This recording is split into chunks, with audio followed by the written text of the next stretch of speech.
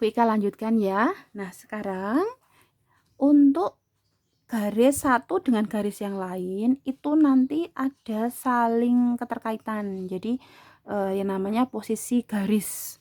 Ya, ada yang pertama itu yang namanya adalah garis yang sejajar.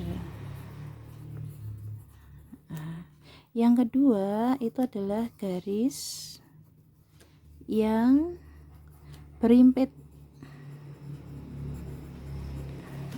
Kemudian yang ketiga adalah garis yang berpotongan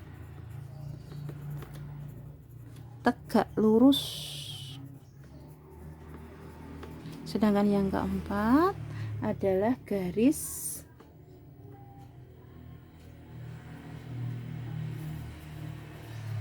yang berpotongan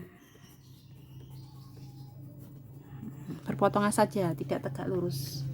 Nah, bagaimana itu? Kita tentukan garis-garisnya dulu.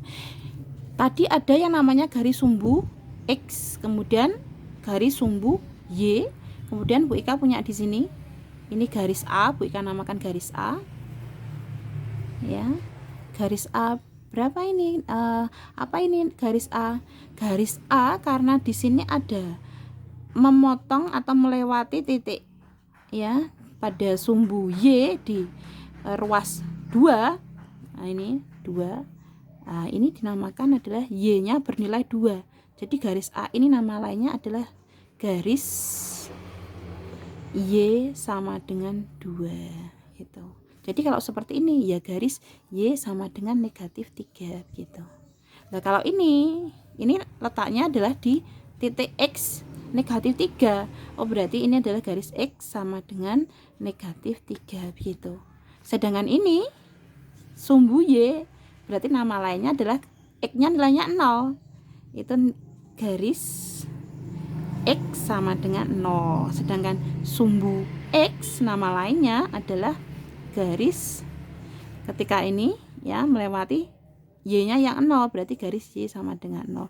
Jadi kalau kita simpulkan itu sumbu, Bu Ika singkat SB ya, itu sumbu X itu nama lainnya adalah garis Y sama dengan 0. Jadi malah ini berlawanan.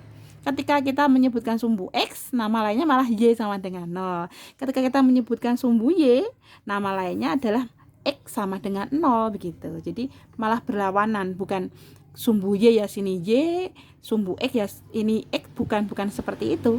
Sumbu X itu malah justru Y-nya yang sama dengan 0. Sumbu Y adalah X-nya yang sama dengan 0. Nah, yang garis sejajar itu yang mana? Garis sejajar contohnya adalah garis sumbu X dengan, nah ini sumbu X dengan garis Y sama dengan 2. Jadi 2 garis ini dengan ini. Itu sejajar dia. Nah, gitu ya. Nah, yang berimpit yang mana? Yang berimpit itu adalah sumbu X dengan garis Y sama dengan 0. Jadi sumbu X dengan sumbu Y sama dengan 0 itu sama. Maka dinamakan berimpit. Kalau itu dibuat, dia akan menumpuk gitu. Jadi ini ya ini lagi begitu. Sedangkan garis berpotongan tegak lurus itu contohnya adalah sumbu X dengan sumbu Y. Itu kan berpotongan, dia berpotongan dan perpotongannya adalah tegak lurus begitu. Nah, kalau yang berpotongan tapi tidak tegak lurus yang seperti apa? Nah, contohnya adalah ini. Jadi garis, misalkan Bu Ika punya garis lain ya, bukan seperti ini. Ini saya namai garis B. Nah, garis B dia berpotongan dengan garis A. Tapi perpotongannya tidak tegak lurus, karena kalau tegak lurus itu harus membentuk sudut siku. Kalau ini kan enggak gitu. Jadi semua garis yang memotong asal begini gitu ya, pokoknya tidak tegak lurus, itu dinamakan garis yang berpotongan. Itu garis yang berpotongan. Tapi kalau berpotongnya tegak lurus, itu harus membentuk sebuah sudut siku-siku, yaitu 90 derajat. Itu seperti sumbu X dengan sumbu Y, sumbu X dengan garis ini, X sama dengan min 3, itu adalah berpotongan tegak lurus. Garis B dengan sumbu X misalkan, ini juga garis B dengan sumbu X juga berpotongan, tapi dia tidak tegak lurus. Begitu ya.